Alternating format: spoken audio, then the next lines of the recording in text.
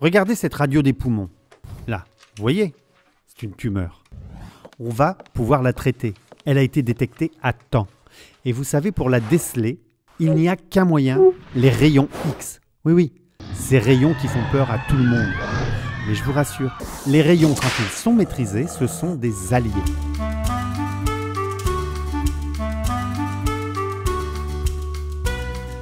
La radioprotection, c'est l'ensemble des mesures prises pour assurer la protection de l'homme et de son environnement contre les effets néfastes des rayonnements ionisants. Mais avant d'aller plus loin dans notre explication, il faut faire la différence entre la radiothérapie et la radiologie. La radiothérapie, c'est le traitement des cellules cancéreuses par radiation, alors que la radiologie, c'est une technique d'imagerie qui permet de réaliser un diagnostic et de guider un geste interventionnel. Il faut aussi que vous sachiez que les rayons sont classés en deux catégories, les ionisants et les non ionisants. Les rayonnements non ionisants, ce sont les ondes télé, radio, Wi-Fi, mais aussi celles des téléphones portables. Vous l'avez compris, il y en a partout. Et ceux qui nous intéressent aujourd'hui, ce sont les rayonnements ionisants. Entre parenthèses, ionisants, ça veut dire que les rayons transforment la matière en la traversant. Eux, on les trouve de façon artificielle dans des applications industrielles comme les centrales nucléaires ou encore aux aéroports pour contrôler les bagages et bien sûr dans le milieu médical pour les radiographies et les scanners notamment. Mais on trouve aussi des rayonnements ionisants aussi qualifiés de radioactifs à l'état naturel depuis la nuit des temps.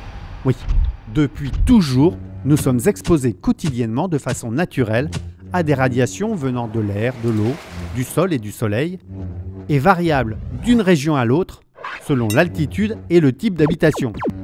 Mais faites-vous confiance. Votre corps a la capacité d'absorber certaines doses de radioactivité quotidiennement. Au XVIe siècle, Paracels, un médecin philosophe, a dit « Rien n'est poison, tout est poison, seule la dose fait le poison ». En d'autres termes, on sait que 10 minutes d'exposition quotidienne au soleil permet à notre corps de fabriquer la vitamine D dont nous avons besoin. Mais au-delà de cette durée, les avantages sont dépassés par les risques de développer un cancer. Eh bien, en imagerie médicale, c'est la même chose.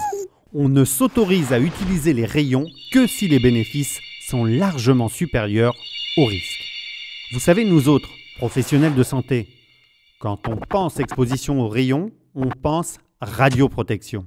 Et en radioprotection, il y a deux règles fondamentales, la justification et l'optimisation. Deux règles qui sont suivies de façon renforcée lorsqu'il s'agit d'enfants pour lesquels on connaît une sensibilité plus importante au rayonnement. Pour tout acte radiologique, à but diagnostique ou thérapeutique, votre médecin et votre médecin radiologue se posent la question de la justification. Est-ce la seule solution? En existe-t-il d'autres moins irradiantes? Quel risque y a-t-il à ne pas pratiquer cet acte constamment? Les risques et les bénéfices sont évalués, opposés, mesurés et déterminent de la décision finale. Et sachez que vous, patient, êtes également un acteur de votre propre radioprotection, en apportant par exemple les examens précédents qui peuvent dans certains cas répondre aux interrogations des médecins et radiologues et vous éviter ainsi de passer de nouveaux scanners ou radiographies. Et la deuxième grande règle en matière de radioprotection est celle de l'optimisation. Parce qu'ils ont une parfaite connaissance des rayonnements, des équipements utilisés et des bonnes pratiques professionnelles, les radiologues recourent à un minimum de rayons ionisants pour obtenir le résultat attendu. Pour vous donner un ordre d'idée, un scanner abdominopelvien, c'est l'équivalent à 1500 jours d'exposition au rayonnement ionisant naturel. Un scanner du thorax, 900 jours. Un scanner du crâne ou une radiographie de l'abdomen, 300 jours. Une mammographie, 20 jours. Une radiographie pulmonaire, 7 jours. Et la radiographie d'un membre, 1 jour et demi. Mais dans tous les cas, les examens ne sont faits que si les bénéfices de l'examen sont supérieurs aux risques pris à pratiquer cet examen.